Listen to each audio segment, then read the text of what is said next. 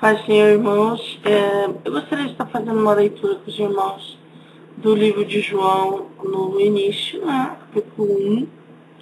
E também estar compartilhando alguma coisa do meu coração dentro dessa palavra.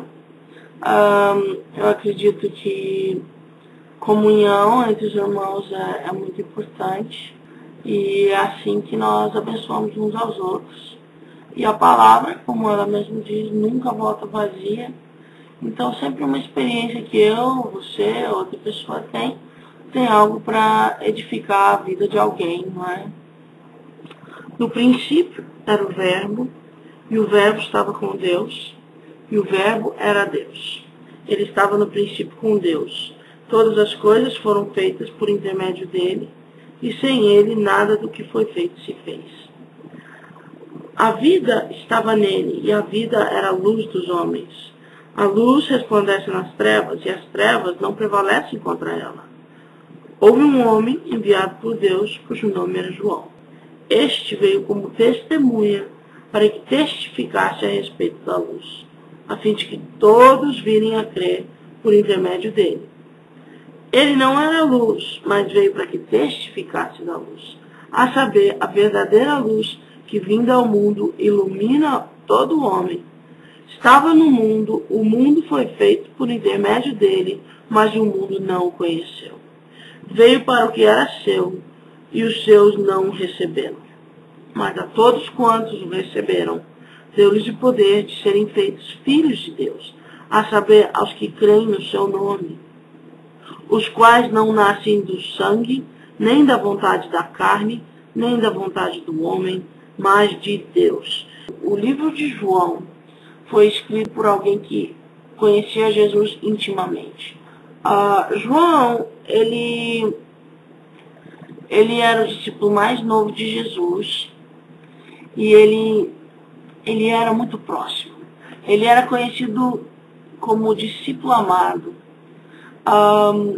Dizem que ele tinha 17 anos quando foi chamado pelo Senhor. E Jesus tinha um relacionamento muito especial com ele. E alguns chegam a dizer que foi por isso que João foi o único dos discípulos que realmente viveu uma vida bem longa. Apesar de ter morrido, ele estava preso na ilha de Patmos. Mas ele foi o único que realmente não foi martirizado. Bom, sabendo disso, também é importante dizer que o livro de João é um livro muito diferente dos outros evangelhos. Porque os outros 3 evangelhos, basicamente, é uma narração de tudo que Jesus fez durante sua estada na Terra. A crucificação, a ressurreição, tudo isso. Mas, é lógico, cada um desses livros tem uma perspectiva diferente. Por exemplo, o livro de Mateus, você vê que ele foi escrito com uma perspectiva muito judaica. Então é um livro que tenta mostrar para os judeus que Jesus era o Messias que eles estavam esperando. E então tem muita associação com as profecias do Velho Testamento e tudo isso. Mas mesmo assim é uma narração de fatos. Lucas, ele era um médico, um homem muito preciso, não é? E ele tenta mostrar Jesus para aqueles que querem saber dos fatos, de minúcias. Então, o Lucas realmente é aquele que tem uma ordem cronológica mais apurada, não é? E aí você vê Marcos mostrando Jesus realmente como um servo, não é? Como Deus, o próprio Deus tinha se feito um servo. Ele dá ênfase em certas coisas, como Jesus lavando os pés dos discípulos. Ele mostra realmente a humildade de Jesus. Agora, o livro de João é um livro que ele só tem 8 milagres. 8 milagres. E cada milagre ele é acompanhado de um ensinamento. O livro de João, o que ele quer é nos mostrar a divindade de Cristo. Nos fazer entender claramente que Deus Filho, veio até nós. E que o propósito dele na terra não era mostrar que era poderoso, mas era como divindade, como Criador, se revelar a nós e realmente trazer uma mensagem de salvação transcendente e se revelar para nós como Deus Criador que se importa, e Deus Criador que ilumina a cada um de nós que estávamos nas trevas. Quando fala de trevas, eu acho que ele está se referindo à maldade e à ausência da presença de Deus e do nosso rompimento, não é, com o Criador. Então, quando fala de trevas, ele está se referindo ao fato de que nós rompemos com ele lá na criação.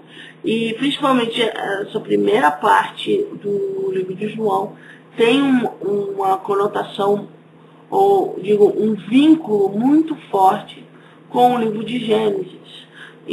Porque está falando de um pano de fundo da criação.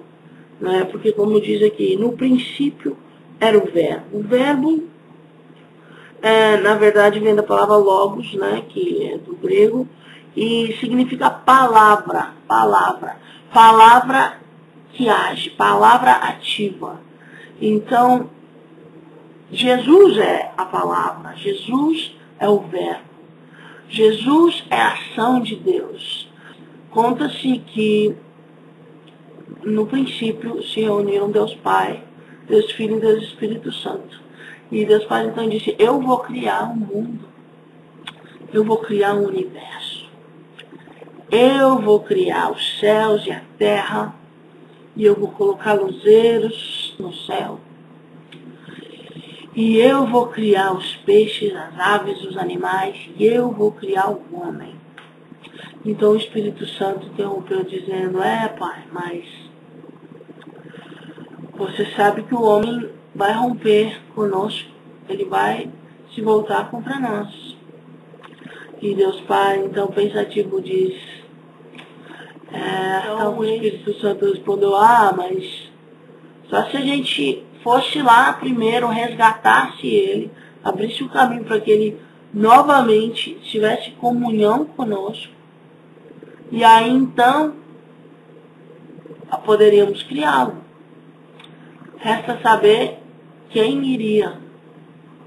Então Jesus entra dizendo: eu vou. E tudo isso, é lógico que não tem nada na Bíblia que narra exatamente dessa forma, mas é uma alegoria, uma representação simbólica de algo que realmente aconteceu antes da fundação do mundo. Nesse tempo que a palavra aqui em João 1 está dizendo que Jesus era a palavra de Deus. E ele estava com Deus e ele era Deus. Está falando da unidade. Eles eram um só, eles estavam com ele e ele era o próprio Deus, ele era a própria ação de Deus. Antes de tudo, no princípio. Se você for olhar lá em Gênesis, essa mesma expressão é usada antes de se dar a criação. Gênesis 1:1 diz: no princípio criou Deus os céus e a terra.